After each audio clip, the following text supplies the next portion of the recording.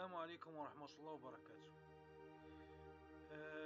Chers concitoyens, chères concitoyennes, je vous propose ce vidéo où le grand historien français, d'origine algérienne d'ailleurs, M.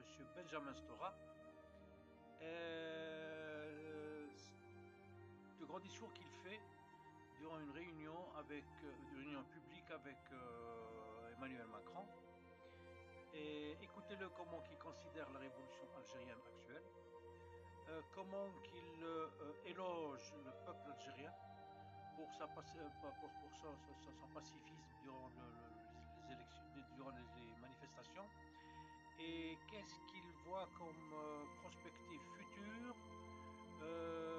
ou projection future de cette révolution sur les peuples de la région et sur l'Afrique et les pays opprimés. Écoutez-le ce qu'il conseille à Emmanuel Macron. Il le conseille d'appuyer cette révolution. Et je vous laisse écouter le reste de vous-même afin de vous rendre compte comment est considérée notre révolution actuelle et les éloges qu'on reçoit des personnalités de ce genre. Je conseille à mes concitoyens de prendre compte de cela et de s'organiser pour en sortir de la meilleure façon, parce que jusqu'à présent l'organisation est nulle. Il n'y a pas de représentant de la foule, ce qui doit y être. Et comme j'avais dit dans ma précédente vidéo, je conseille que les fonctionnaires de tous les secteurs, secteur de la santé, secteur de la justice, secteur de l'industrie, secteur de l'enseignement, secteur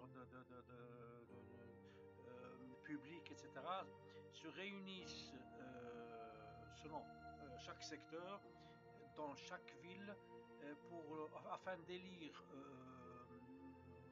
un représentant pour chaque secteur qui puisse représenter chaque ville au niveau national, et qu'au niveau national, de ces élus locaux soient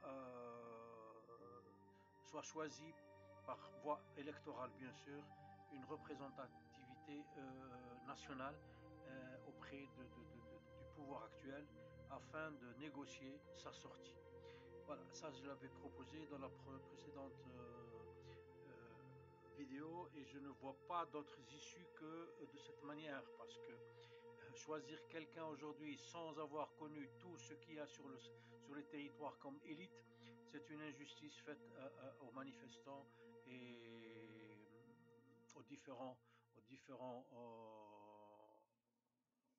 représentants de chaque secteur culturel et professionnel du pays. Donc je vous laisse écouter cette vidéo. J'espère que vous allez apprécier comme je l'ai apprécié moi-même. Salam alaikum wa rahmatullah.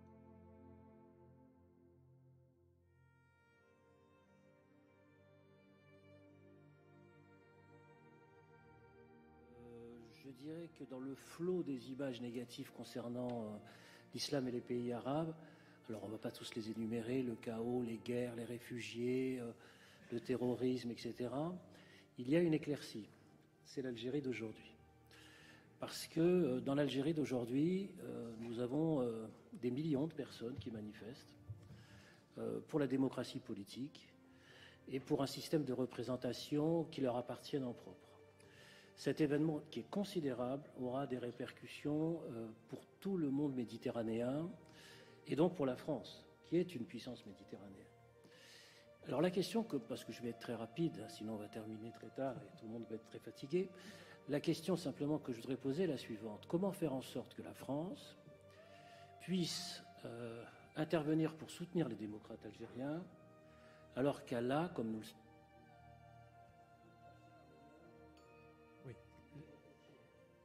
par les manifestants, en particulier algériens d'aujourd'hui. Et donc il y a ce subtil équilibre qu'il faut essayer de trouver entre une forme de soutien à la démocratie algérienne en train de se constituer sous nos yeux, dans des cortèges mêlés où hommes et femmes manifestent ensemble.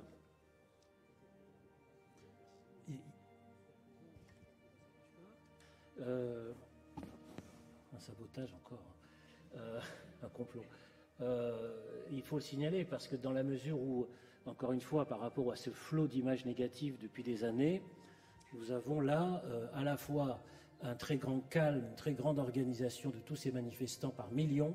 Je pense à la caricature d'un caricaturiste algérien, Dilem, ce matin, et qui montre, disons, un homme du haut de la Tour Eiffel qui harangue les Gilets jaunes et qui leur dit « Regardez les cortèges civilisés » en montrant les manifestations d'Alger.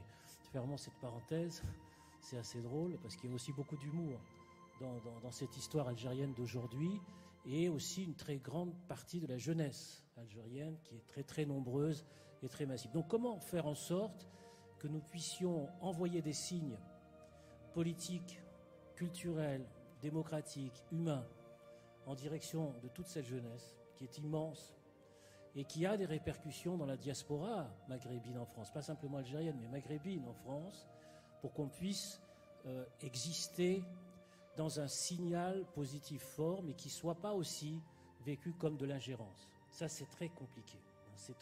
C'est un exercice politique et culturel d'une extrême complication. Et dans le même temps, deuxième petite question très rapide, est-ce qu'on ne pourrait pas anticiper du point de vue du fait que la France est une grande puissance méditerranéenne par son histoire, est-ce qu'on ne pourrait pas effectivement, dans le cours même du développement de ce que certains appellent déjà la deuxième révolution algérienne d'aujourd'hui sous nos yeux, est-ce qu'on ne pourrait pas envisager dès à présent la préparation d'un sommet méditerranéen comme une sorte, disons, d'espace mixte entre la France et la plupart des pays méditerranéens pour encourager à travers l'exercice démocratique, c'est-à-dire la presse libre, les intellectuels, les journalistes, le mouvement des femmes, etc. C'est-à-dire d'essayer d'encourager à travers des forums de citoyenneté, de discussion démocratique, donc de culture et d'enseignement de l'histoire, d'encourager tout cela. Alors je sais que ce sont des questions très difficiles, hein.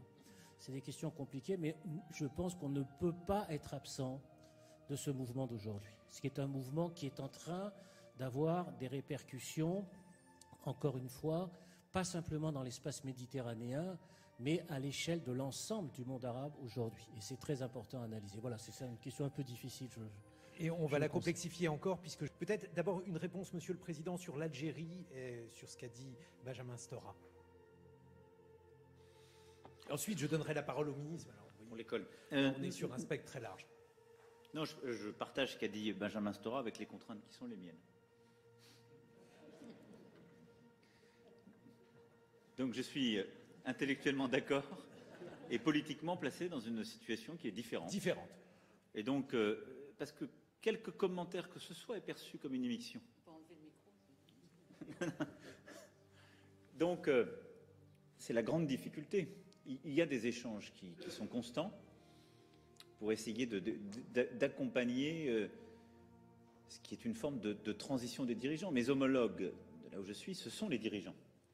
Et je pense que si j'en venais à, en tout cas de là où je suis, d'où je parle, à choisir mes interlocuteurs dans l'opposition ou dans la rue, d'abord je commettrais une erreur fondamentale vis-à-vis d'eux, c'est-à-dire que je les condamnerais au discrédit immédiat.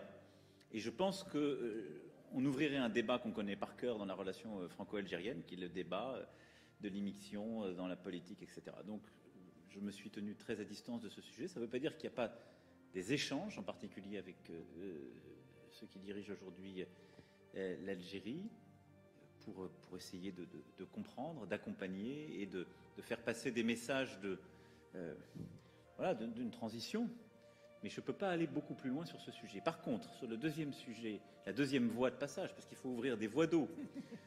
D'abord, par rapport à ça, je pense que pour le coup, vous êtes beaucoup plus à même que moi d'agir efficacement. Je dirais que dans le